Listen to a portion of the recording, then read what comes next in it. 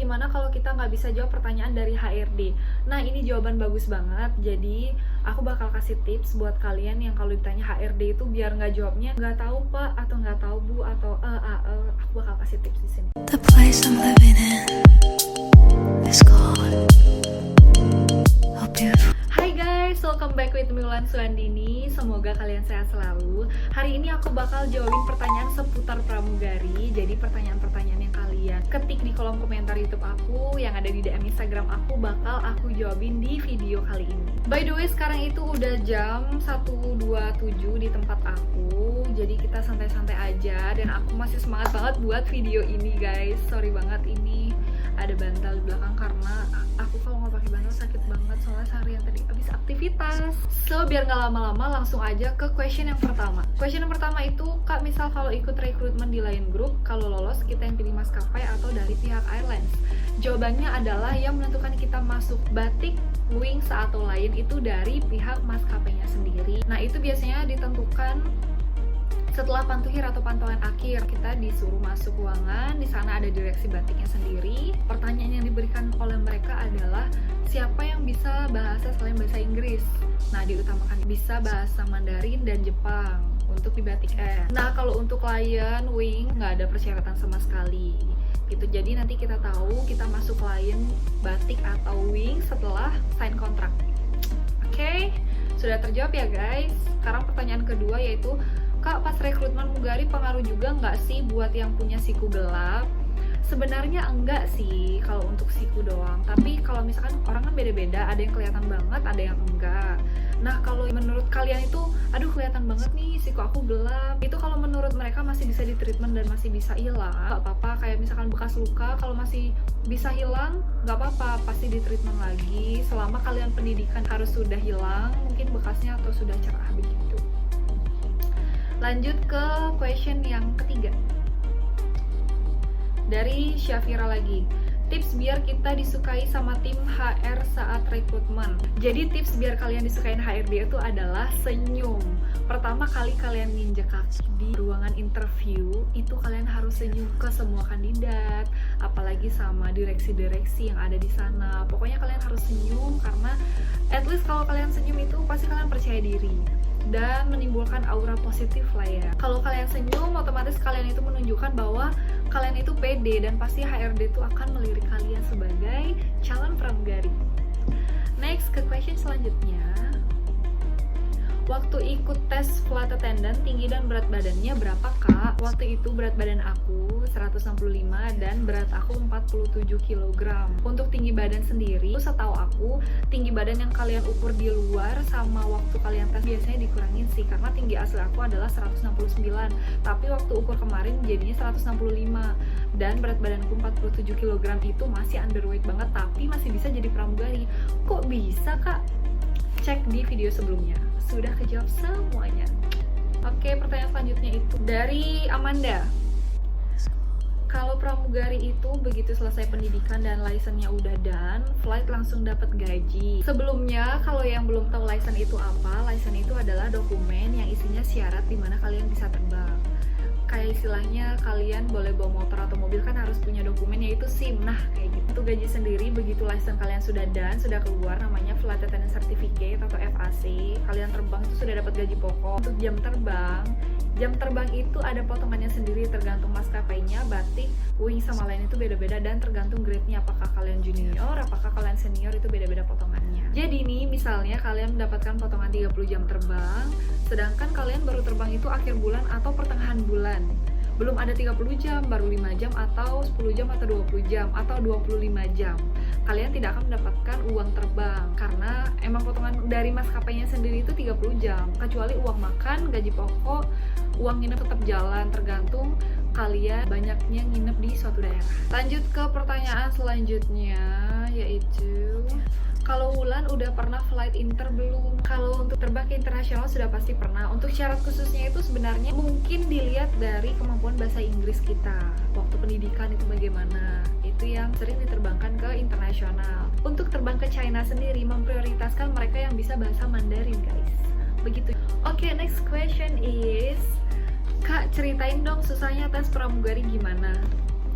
tes pramugari itu tidak sesusah yang kalian bayangkan. Menurut aku sendiri ya, pasti kalian kalau mau tes pramugari itu kayak deg-degan. Jujur aku dulu kayak begitu, tapi kalian tahu nggak?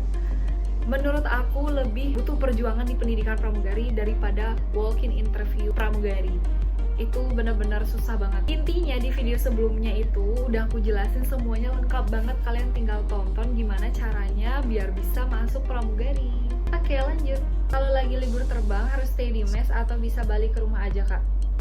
Kalau misalkan rumah kalian itu dekat mes atau masih satu kota, nggak apa-apa, balik ke rumah kan lebih baik, bisa ketemu orang tua. Tapi kalau misalkan rumah kalian itu di luar kota Jakarta, ya mending gak usah, mending kalian stay di mes karena liburnya itu cuma sehari. Karena sistem pramugari itu adalah 6 hari kerja, sehari libur. Pertanyaan selanjutnya adalah tesnya itu di mana ya, Kak? Untuk info selengkapnya, kalian bisa follow Instagramnya Rekrutmen Lion Group. Di sana itu banyak banget info dan update tentang walk-in interview, flight attendant, untuk pendaftaran jadi pramugari dan syarat-syaratnya udah dijelasin semua di sana. Dan setahu aku di masa pandemi ini mereka mengadakan rekrutmen melalui virtual gitu loh, guys. Seru banget gak sih? Aku aja liatnya kayak wow, udah bisa virtual. Kadang aku lihat ada yang lewat TikTok tahu. Next question. Kak, boleh pakai softline nggak? Kalau misalkan pendaftaran, disarankan menggunakan softline yang warna bening agar tidak terlihat.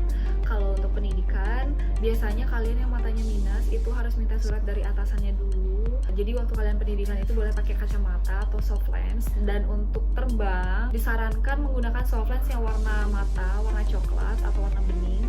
Dan diameternya juga tidak boleh melebihi bola mata. Gitu, guys. Lanjut, pertanyaan selanjutnya itu adalah, Kak, kalau gigi bolong apa bisa digimanain gitu biar bisa lolos atau udah pasti gagal? Intinya kalau misalkan kalian mempunyai gigi bolong itu waktu pendaftaran masih bisa, tapi pada saat tahap medical check up atau medex itu biasanya kalian disuruh tambal, karena kalau kalian tidak tambal itu bakal recheck, jadi menghabiskan waktu dan menghabiskan biaya lagi. Mending kalian tambal dulu giginya baru bisa medex. Jadi di sana kalian, oh gigi udah ditambal, ya udah berarti lolos. Kalau nggak ditambal itu kalian pasti nunggu schedule buat medex lagi, nunggu lama lagi, ngabisin waktu lagi. Sedangkan kalau misalkan hasil sana sih nggak apa-apa. Kalau anak rantauan itu kan kalian harus biaya tempat tinggal lagi, sewa hotel atau misalkan kos gitu kan, mending ditambal dulu biar sekalian. Next question, jadi pramugari boleh pakai jilbab nggak sih? Nah, ada beberapa maskapai yang memperbolehkan awak kabinnya menggunakan hijab seperti Nam Air, Citylink, Sriwijaya. Nah, untuk kalian grup sendiri sih tidak boleh, jadi semua pramugarinya itu non hijab. Pertanyaan selanjutnya adalah, Kak, gimana kalau kita nggak bisa jawab pertanyaan dari HRD? Nah, ini jawaban bagus banget. Jadi aku bakal kasih tips buat kalian yang kalau ditanya HRD itu biar nggak jawabnya nggak tahu Pak atau nggak tahu Bu atau aku bakal kasih tips di sini. Nah, jadi ketika kalian dikasih pertanyaan, contohnya begini, apa yang kalian ketahui tentang perusahaan kami? Dan kalian itu bingung, padahal kalian tuh udah mencari tahu, cuman kalian bingung nge-freeze. Jangan mengeluarkan kata-kata terus kelamaan banget, terus kalian bilang nggak tahu, itu jangan pernah. Tips pertama adalah kalian tarik nafas dulu sambil senyum. Nah, dimana saat kalian tarik nafas itu kalian memberikan sedikit waktu untuk kalian memikirkan jawabannya untuk menjawab pertanyaan HRD itu. Setelah itu baru kalian jawab pertanyaannya. Tips kedua adalah kalian bisa mengulang pertanyaan yang diberikan oleh HRD, kemudian kalian menjawabnya. Contohnya seperti ini, yang saya ketahui tentang perusahaan Lion Group adalah, baru kalian menjawabnya. Itu juga memberikan sedikit waktu untuk kalian berpikir. Dengan tempo nada kalian sedikit lambat juga nggak apa-apa, gitu. Tapi jangan lambat-lambat banget ya guys. Kalian juga bisa menggunakan jawaban yang simpel mengenai pertanyaan tersebut, seperti Lion Group merupakan perusahaan yang membawahi beberapa perusahaan yang bergerak di bidang industri penerbangan dan juga lainnya. Nah, itu kan sangat simpel banget. Jadi jawaban kayak gitu nggak apa-apa banget guys, setidaknya kalian itu jawab dan pasti HRD menghargai kalian. Nggak mungkin yang kayak udah segitu doang yang kamu tahu.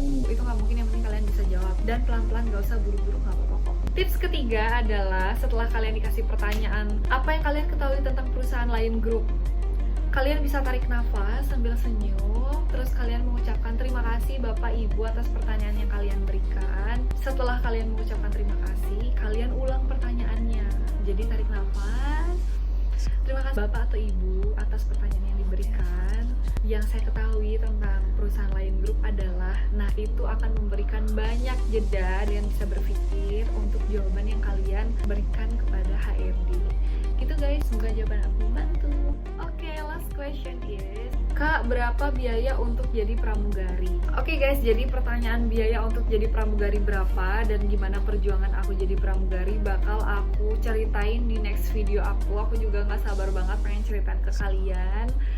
So, semoga question and answer kali ini bisa membantu kalian dan menjawab semua pertanyaan kalian. Semoga bermanfaat buat kalian. See you on next video. Bye-bye.